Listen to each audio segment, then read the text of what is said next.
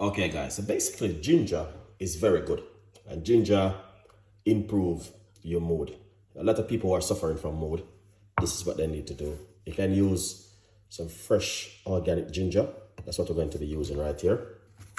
And put this into your cup, just like this. I would advise you, drink a lot of ginger. It's very good for the immune system, very good for the gut. Moody person, this is what coming for you.